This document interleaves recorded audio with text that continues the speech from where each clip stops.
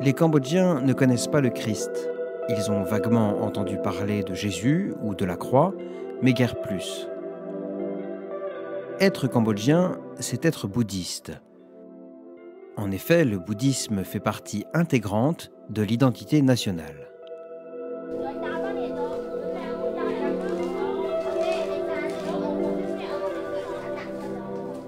Depuis toujours, le christianisme a été perçu et vécu comme une religion étrangère.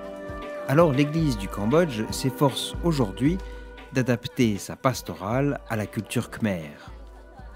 Une église qui est composée à 80% de jeunes de moins de 25 ans.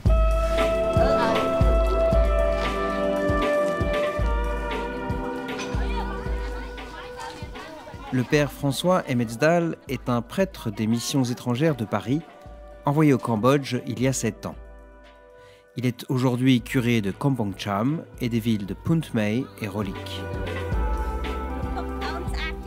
Le père François rejoint les Cambodgiens là où ils sont, dans leur réalité sociale, culturelle et religieuse. J'enseigne pas le caté comme ici, comme je l'enseigne en France. C'est-à-dire qu'ici, ils sont tous de culture bouddhiste et animiste. C'est-à-dire qu'ils croient en l'existence d'esprits, de fantômes, ils ont peur des morts. Et donc c'est un contexte complètement différent et c'est vraiment une première évangélisation.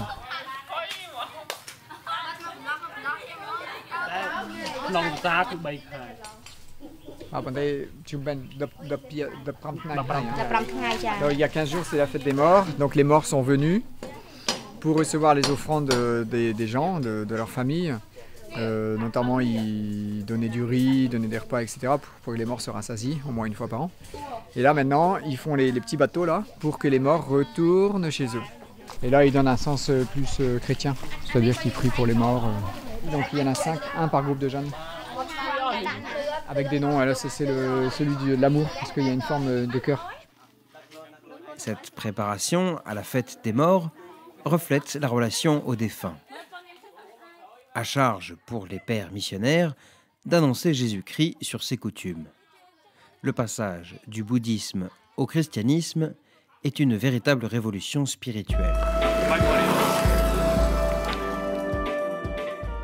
Quand on leur enseigne le Christ, on ne peut pas nier qu'il n'y ait pas de démons, qu'il n'y ait pas de génie, ça c'est tellement ancré dans leur nature, tellement ancré dans leur cœur qu'ils y croiront toujours. Et puis même l'évangile, dans l'évangile, quand on lit les passages d'évangile, on voit qu'il y a des fantômes, des esprits que Jésus chasse, il y a des démons, etc. Donc on ne va pas lutter contre ça, mais par contre on leur dit, écoutez, si vous avez la foi, si vous vous abandonnez à Dieu, il faut croire que Jésus est plus fort que tout ça. Chaque jeudi, le père Emmetsdal se rend dans le petit village de Bung Bobor pour un cours de catéchisme. La complicité partagée et son affection pour ses frères et sœurs d'adoption est forte et attachante. Mais enseigner la puissance de l'amour du Christ n'est pas simple. L'idée par exemple d'une relation personnelle avec Jésus ou encore le rapport à la souffrance sont difficilement compris et très éloignés de la culture religieuse bouddhiste. Quand on voit le Bouddha qui est assis en position de méditation avec un visage apaisé et qui a l'air plutôt heureux, et puis on voit le Christ qui est en train de souffrir sur la croix, qui est en train de mourir sur la croix, c'est deux conceptions complètement différentes. Le bouddhisme, c'est une religion, une philosophie qui a pour but d'éviter la souffrance. Le Bouddha nous demande de nous détacher de tout, y compris de nous-mêmes, de nous détacher de notre désir d'être heureux, de nous détacher de notre désir d'aimer, parce que l'amour rend malheureux, parce que ça nous fait souffrir. Donc il faut se détacher de tout pour éviter la souffrance. Le christianisme, c'est complètement différent. Le christianisme ne nie pas la souffrance, au contraire, on la traverse. Et on peut la traverser parce que le Christ l'a traversée avant nous, et qu'au cœur de cette souffrance, il est avec nous sur la croix, et qu'il y a toujours l'espérance de la résurrection.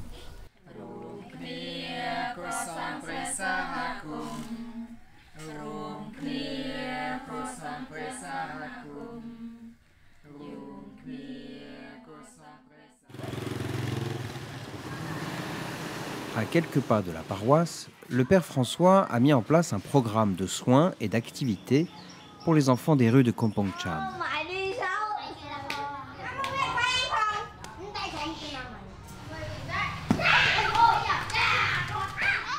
Un peu plus loin dans la ville, il organise aussi des rencontres pour les jeunes adolescents, un moyen d'ouvrir les discussions et d'enseigner les valeurs chrétiennes. On est là aussi pour construire l'église de demain. Donc on achète des terrains, on fait des églises, etc. On met des infrastructures ensemble, mais l'essentiel c'est quand même de former des cadres, des catéchistes, des bonnes sœurs et puis des prêtres khmers. Parce que faire une inculturation, un essai d'inculturation, c'est de faire en sorte que notre liturgie, et pas seulement la liturgie, mais toute notre foi devienne véritablement khmer. Mais ce seront, à mon avis, les prêtres khmers et puis les sœurs khmers qui vont faire cette inculturation. Enfin, j'espère.